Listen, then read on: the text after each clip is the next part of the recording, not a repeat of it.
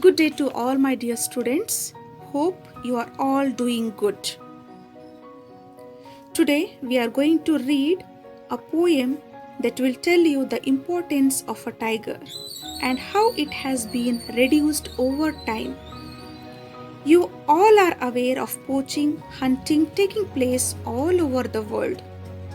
Though it is illegal, but still you will find many places where animals being hunted for their personal use, from leather bags to many other items.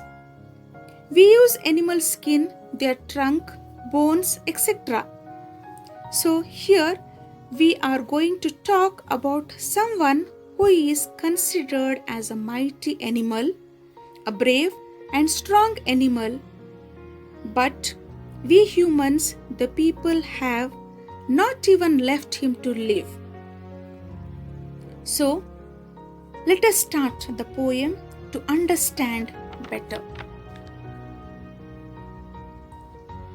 Poem Tiger, written by K.K.N. Daruwala.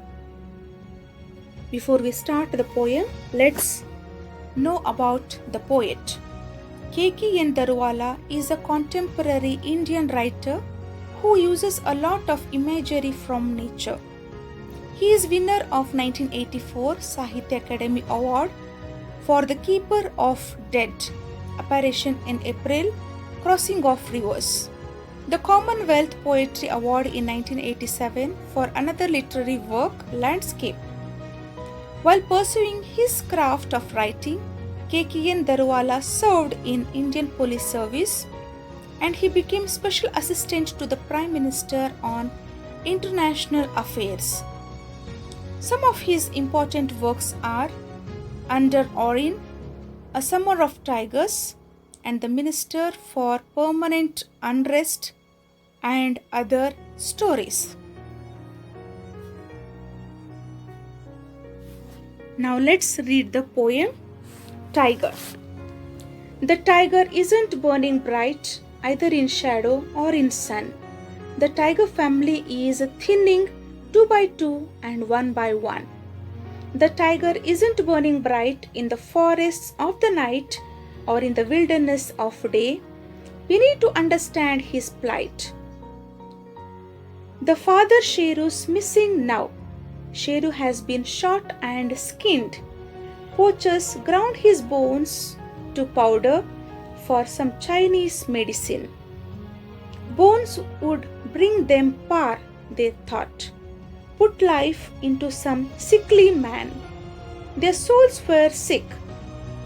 Killing tigers is something we won't understand. His skin is hanging on a wall. His bones are packed in plastic white and shipped out. A gecko on the wall is hunting insects on his hide. Once, jungles trembled at his roar. Tree tops flew up, birds disappeared.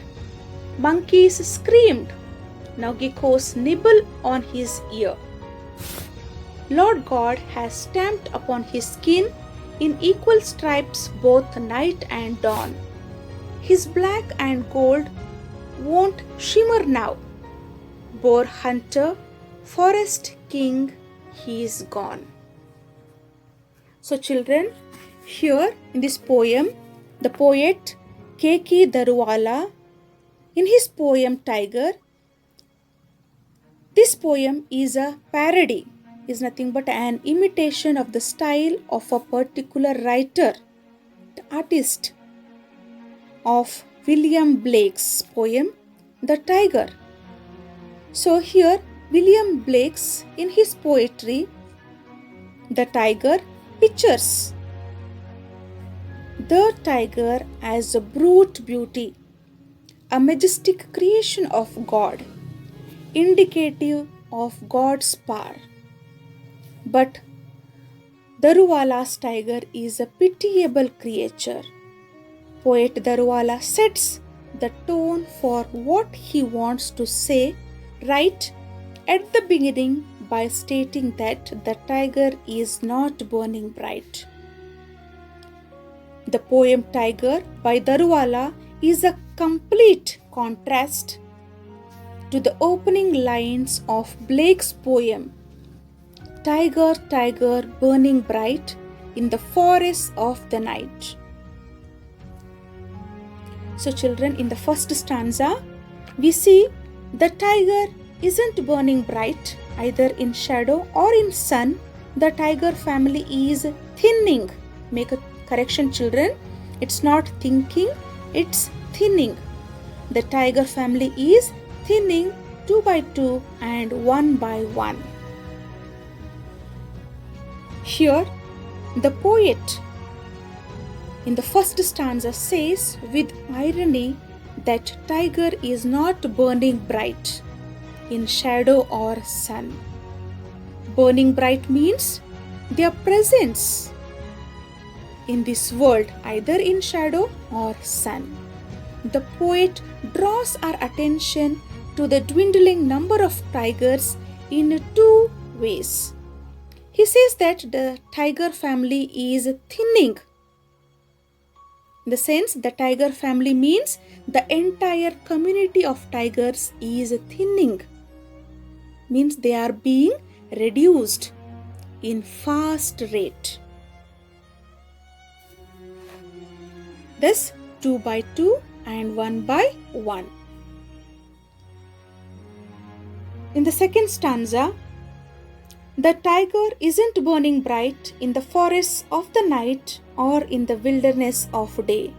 We need to understand his plight. The poet in this stanza states that the tiger isn't burning bright in the forests of the night or in the wilderness. Wilderness means a wild and uncultivated region. The poet makes an emotional appeal to the readers right at the beginning about the need to understand the tragic plight, the dreadful situation of the tiger. Plight is nothing but the situation, the dreadful situation of the tiger. The father Sheru's missing now. Sheru has been shot and skinned.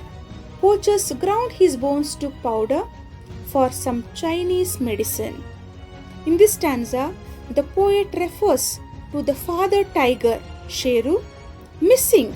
Sheru has been hunted by poachers. Poachers are none other than the someone who catches and kills animals illegally. Someone who catches and kills animals illegally are called as poachers. So, Sheru has been hunted by poachers for his bones to powder that are used.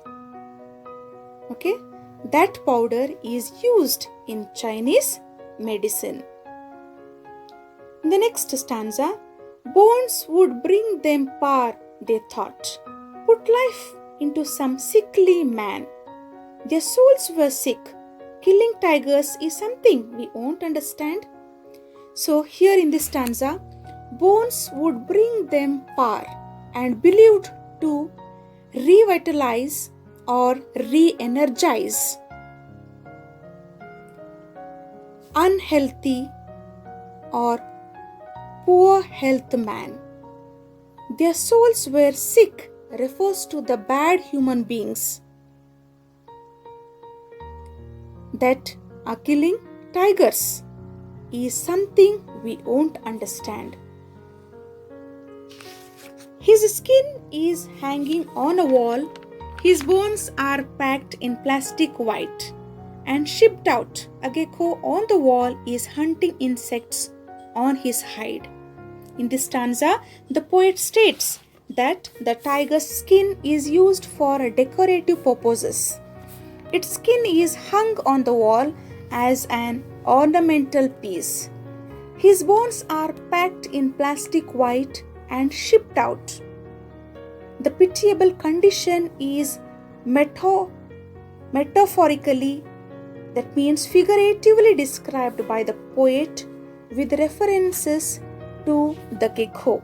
Gecko is nothing but a small tropical lizard which crawls on the wall in search of insects on his hide. Once, jungles trembled at his roar, tree tops flew up, birds disappeared, monkeys screamed. Now geckos nibble on his ear. The poet says, once, in the sense in the past, the jungles trembled at the tiger's roar. The uppermost part of a tree flew up. The birds disappeared. They took flight in fear and monkeys screamed in terror. But in the present, geckos, nothing but plural form of tropical lizard. Okay, but in present, geckos nibble, in the sense bite at the ears of the dead tiger skin. In the last stanza, Lord God had stamped upon his skin in equal stripes both night and dawn. His black and gold won't shimmer now. Boar hunter, forest king, he is gone.